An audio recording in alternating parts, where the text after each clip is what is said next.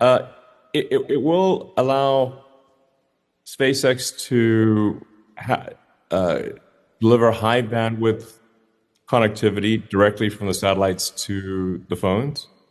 But there are hardware changes that need to happen in the phone. So since these frequencies are not supported in current phones, the chipset has to be modified to add these frequencies, and that probably is a 2-year time frame. So the phones that are able to use the spectrum that was acquired probably start shipping in around 2 years.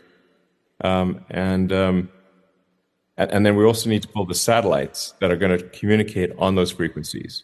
So in parallel, we're building the satellites and working with the handset makers to add these frequencies to the phones.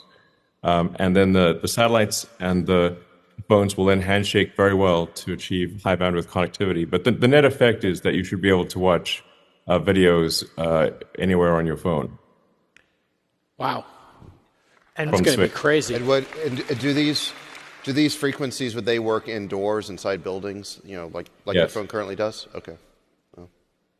And so will you be able to have No, basically like if you're in a building with a thick metal roof, then no. But No, the same types of normal homes, yes, yes. Elon, is your vision for this that instead of having an AT&T account and then roaming when you're in the UK or you're in India, it's just we could have one direct deal with Starlink. It works all over the world eventually, not today, but at some point.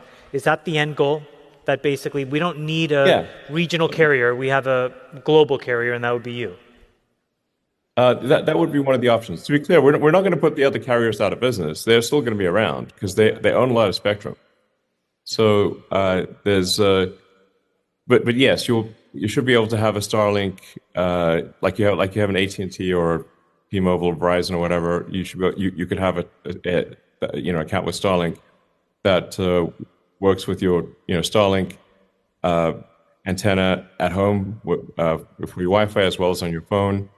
And it would be a comprehensive solution for high bandwidth at home and for high bandwidth direct to cell. Could you buy some carriers to have more spectrum? Maybe you could buy Verizon? Not out of the question. I suppose that may happen.